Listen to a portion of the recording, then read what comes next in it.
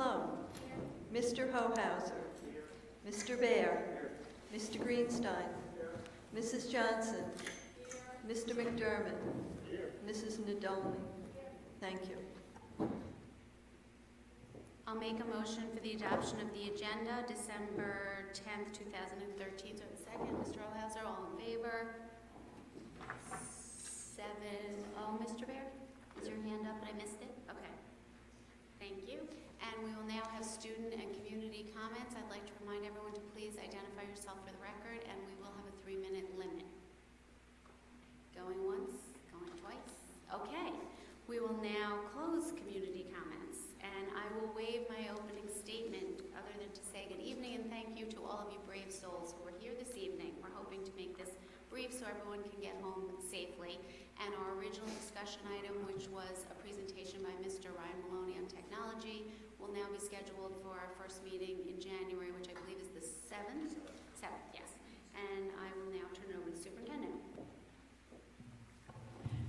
Good evening, everybody. I'll keep my comments brief as well. I do just want to acknowledge that there have been quite a few activities that have been going on since the November Board of Education meeting. Most of our winter concerts are underway and in full swing, and they've been really terrific.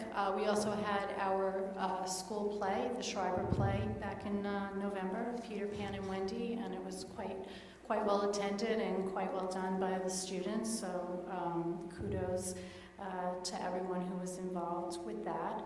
This past Saturday night, there was a fundraiser for victims of typhoon, they call it Yolanda in the Philippines, and it was sponsored by a number of community organizations in Port Washington, and we had several Schreiber students who participated in the concert, vocalists and musicians, and it was really, again, a wonderful event. I believe they raised somewhere in the range of $20,000 for that, and we were very happy as a school to be a part of it. I did want to thank Sherry Suzanne, our Creative Arts Director, on somewhat short notice for being able to have some students participate in that particular event.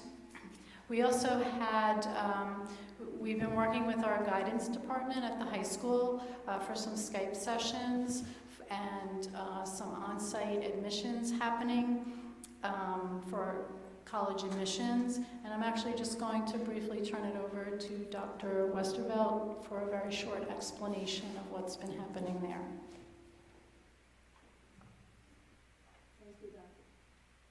Thank you, Dr. Mooney.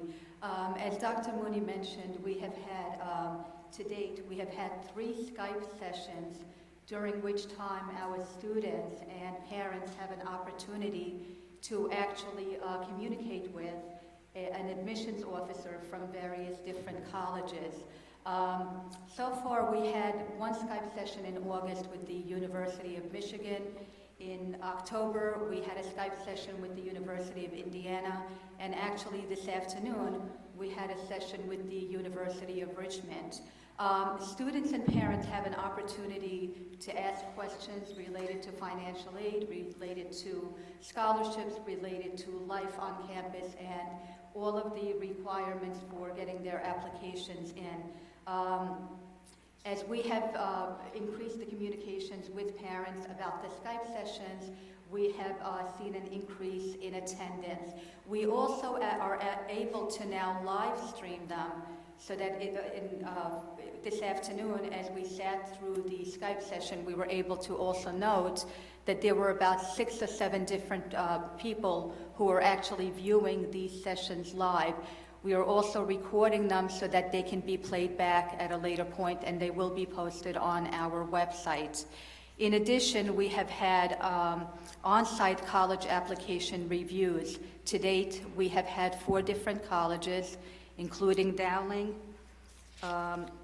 St. John's University, Hofstra University, and Mercy College. These are opportunities for our students to meet with admissions officers from these different colleges here at Schreiber. And actually, most of our students were notified on the spot whether or not they were accepted. To date, we have had 67 students participate in these on-site review processes. 55 of the students were accepted. 11 were deferred, meaning that they needed additional documentation in order for further review, and only one denial.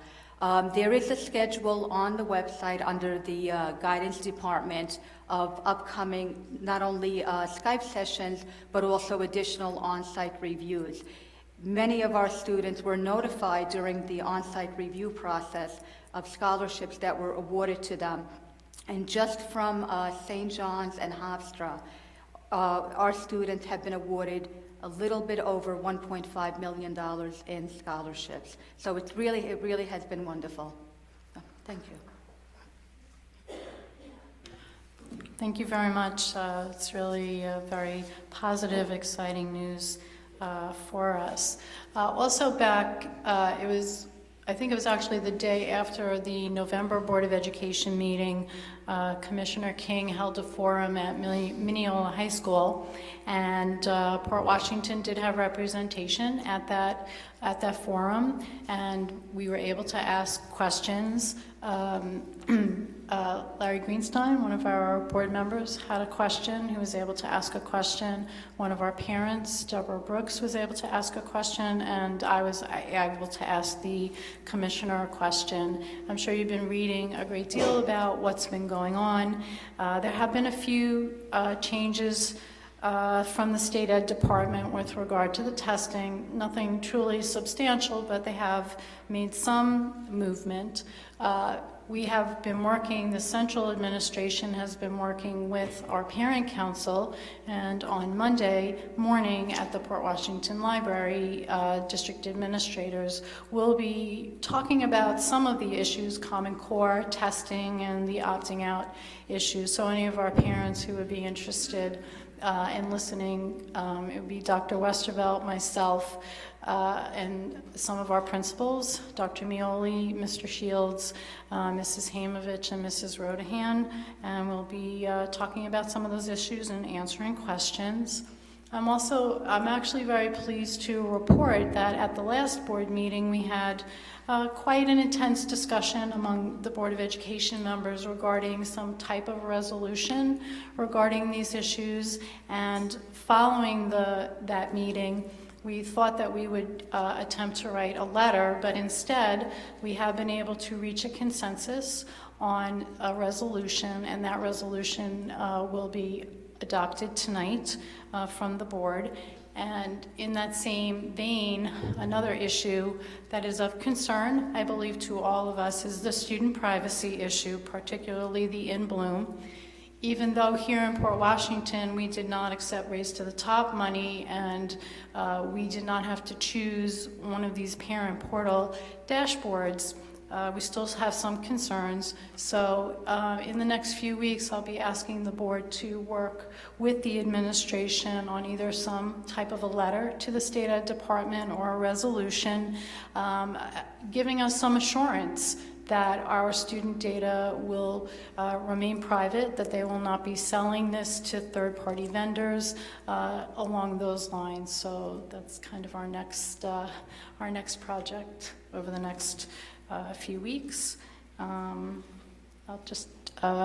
student is not here tonight, and I don't know if there's any update for the enrollment report. We're at, as of December 4th, we're at 5,325 students. That's 37 more than we had at this time last year. Thank you. Okay, we watch our student enrollment quite closely. When we do return from the holiday break, we will be getting into our budget discussions, and of course that's an important piece of it. We're also starting kindergarten enrollment in January. Again, another aspect of registration and student population that we watch very closely throughout the budget process. But again, that's for when we return. So I just would close out by wishing everyone a very happy, healthy holiday season and a new year. And I guess we'll move along with the agenda tonight.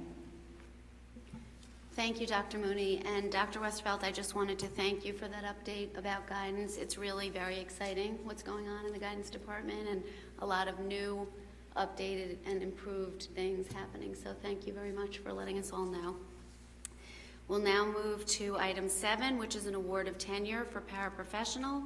Be it resolved that the Board of Education, on recommendation of the superintendent, awards tenure to the following individual, effective January 17th, 2014, Leslie Evasis, Schreiber, teacher assistant. Do I have a second? Mr. Greenstein, all in favor? 7-0. Thank you. Congratulations. I think she's not here this evening, but I hope she's watching, and congratulations. Thank you. Now, no. Approval of minutes for November 12, 2013 and December 2nd, 2013. Do I have a second? Mrs. Johnson, all in favor? 7-0. Thank you. As mentioned, we will not have the discussion item this evening. It's postponed. Committee reports, policy and personnel. Ms. Johnson.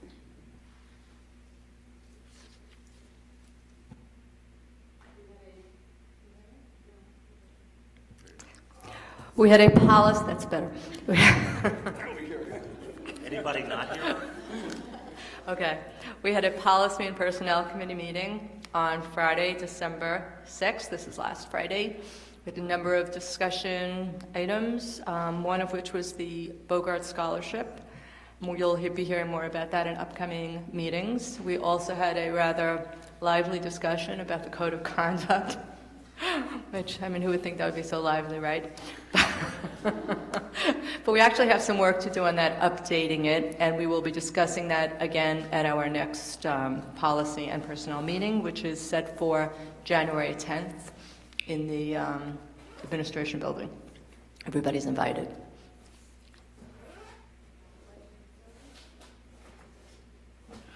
Budget and facilities met December 2nd.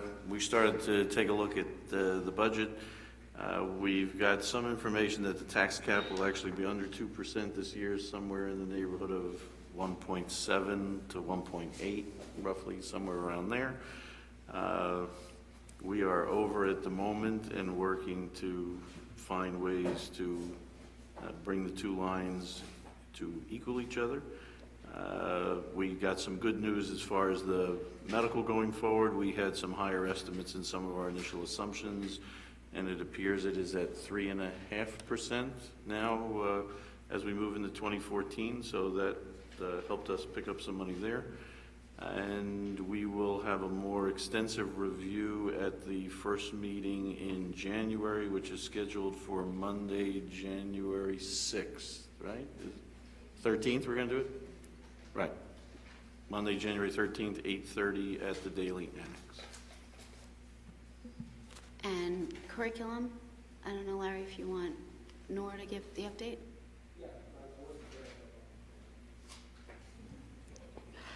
We had a curriculum meeting yesterday, actually, December 9th. There were many community members there, which was exciting. And Ryan Maloney gave a very interesting presentation on where we stand with our technology right now, how it's being used today, and in the next, I think, 5 to 7 years, where we expect to be. Technology being used as it relates to curriculum mostly. And it was very interesting, and that's, I think, kind of like a prequel to the presentation that was scheduled for tonight, but which will be given by Mr. Maloney at the next board meeting in January. And the next curriculum committee meeting is January 17th. Thank you. I will now move to the action items, item A1 through D10, pulling C4. Do I have a second? Ms. Johnson, all in favor? 7-0. Okay, thank you. I will now move item C4. I will read the resolution and get a second. Whereas the Port Washington Union Free School District distinguishes its students as its most valuable resource, and every student deserves a quality public education.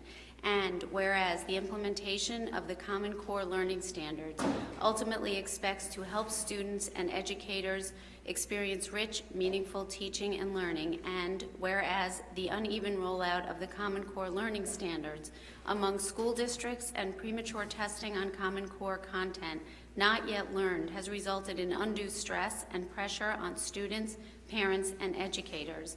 Now, therefore, be it resolved that we call upon legislators and other policymakers to apply pressure on the Commissioner of Education and the New York State Board of Regents to recognize the detrimental impact of stress on students, parents, and educators with regard to the current implementation of the Common Core Learning Standards and related testing requirements, and exercise greater discretion with a more fair, reasonable, appropriate action plan that supports the best educational interests of our students. Do I have a second?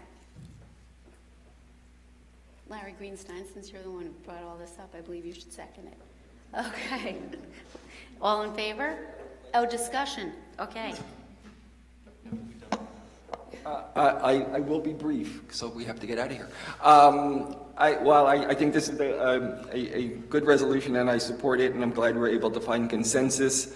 I'm equally glad that we're going to continue looking at issues like privacy, and I think that while everything in this is true, the problems go deeper and more pervasive than that, and I hope that we can continue to address them in a manner where we can be a leader among districts. Thank you. I would just like to add that while we have had a great deal of communication from the community in various forms about these issues, it was our administration that first started discussing this with one of our board members, Larry Greenstein. He was the first one to start talking about this last spring. We have been working on this resolution since last spring, and as I've said before, there are 7 board members with 7 different opinions, and we have genuinely and sincerely been working on this effort since then. So I'm very proud that we were able to collaborate and compromise with this resolution. I know that there are people on both sides of this issue that may not fully support our resolution or think it's not enough or it's too little or it's too much, but it's what we believe is what we want to say as a Board of Education with the support of our administration. So I'm proud that we're voting on that tonight. And if there's nothing else, I'll call to question. All in favor? 7-0. Thank you. Now I'll move to item 12, committees. I have to amend the list, so I'll make a motion to amend the name Connicone to Bonnicone. Do I have a second? Wait. Second to amend it? Yeah, we have. Bonnie's going to be. Okay. All in favor? 7-0. Okay, thank you. Now I will call to question the statement of the Diversity Committee as listed. Do I have a second? Mr. Greenstein, all in favor? 7-0. Thank you. And we thank all the people serving on this committee, both the staff and community members, and we look forward to hearing about what you're doing. Mrs. Johnson will be the co-chair, and that's listed. Okay. Do we have any old business? New business? Opportunity for the community to be heard. Just remind everyone to please identify yourself for the record and please stay to the 3-minute limit. And I would also like to remind the community members that we ask that you not refer to anyone specifically by name, either sitting up here or in our community. Thank you. Excuse me, Elaine Berman. I think I'm just pointing this out as a reminder, but I think you do know that 4 of the regions are up this year for reappointment or appointment or replacement. So it's probably behooves you, along with your letter, to keep in mind the positions of those regions in connection with Commissioner King's recommendations. Judy Epstein, member of the community. I just want to commend you for making a statement about the problems with Common Core, and I might want to say more also, but I'm really glad. I was troubled when there wasn't going to be a statement, it seemed, because people couldn't agree, and you're a lesson to our leaders. managed to get something done, and I'm very glad. Thank you. Barbara Cohen, and I'd just like to commend you for the resolution that you have come up with. The Common Core and privacy issue are of deep concern to me, and I know to a lot of other community members, so thank you very much.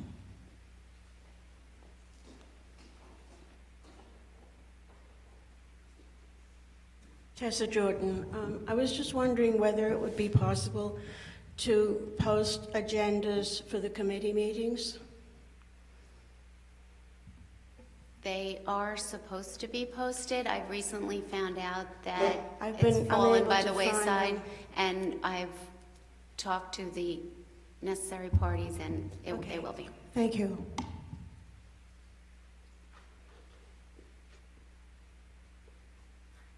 Deborah Brooks, thank you for working so diligently on the resolution. I'd like to address the issue of In Bloom.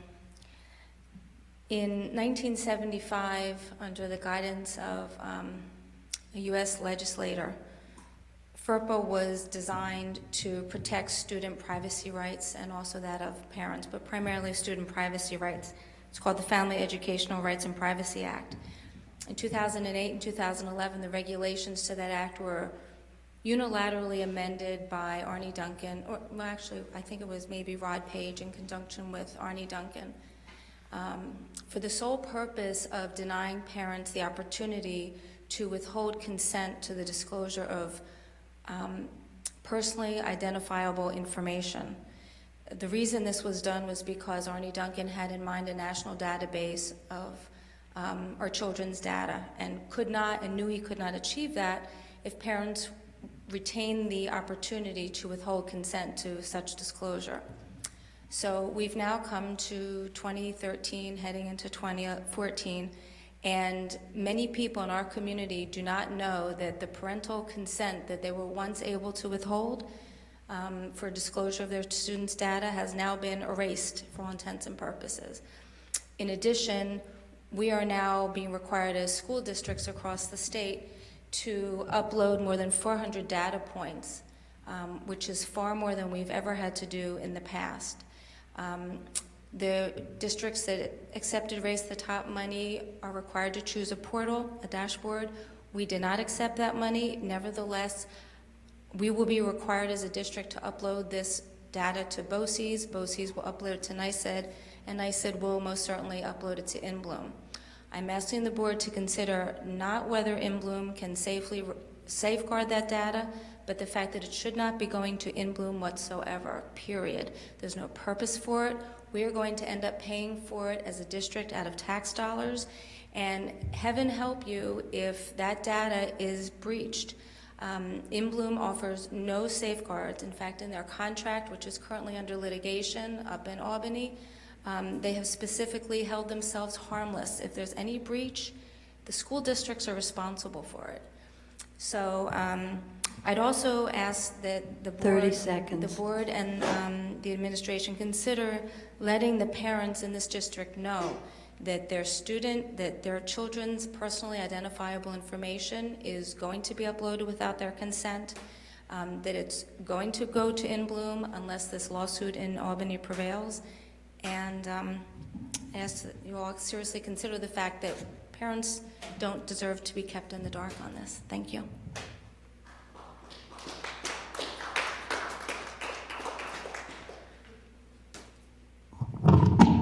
Allison White. While I would like to thank the board for coming to consensus, I do have to say that I think you need to take further action. Many of us are concerned about the privacy issue with In Bloom, and I do think that the district has an obligation, and especially the board members as the protectors of the children, have an obligation to protect the children from this injustice. And that's what it is. A child in the criminal justice system will have more rights to privacy than a child in our education system once this data is uploaded. That does not seem fair. I have yet to meet a person that feels that that is fair or that is just, and the commissioner has given no legitimate reason for why this data needs to be personally identifiable. And I think that you have an obligation to inform every parent in the district that this is about what is going to happen. And if the lawsuit that is now pending does not prevail, I think that you need to be on notice that individual districts are going to get sued when this happens. And you are going to be in big trouble. So I think, and the district will be in big trouble. And I also would like to comment on the part that I feel that we did a tremendous disservice to our teachers, that we are doing a tremendous disservice to our teachers, and the unfair way that they are being evaluated in relation to these tests. And we are not helping to improve the teaching quality in this district. If anything, we're hiding the problems by doing this. Thank you.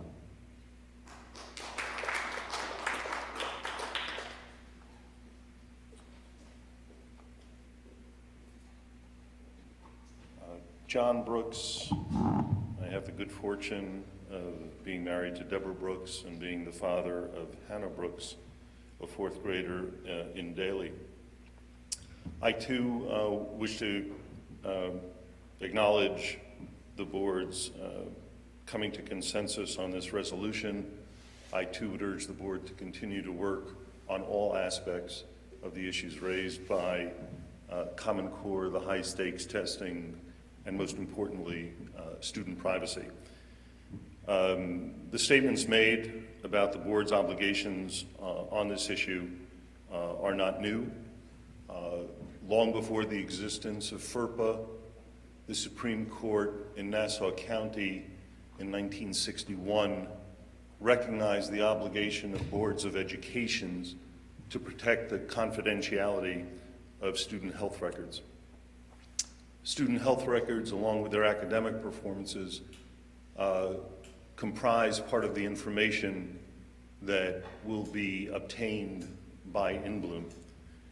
And reading from that decision, the court, referring to then Subdivision 1 of Section 190B, stated, it enumerates among the duties of trustees and boards of education the obligation, quote, to keep the health records of individual children confidential, except as such records may be necessary for the use of approved school personnel, and with the consent of the parents or guardians for the use of appropriate health personnel of cooperating agencies. I trust this is a beginning on your part and not an end, and I look forward to seeing what work you put forward.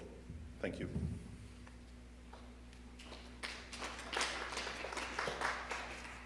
If there are no other community comments at this time, we are adjourned. Thank you.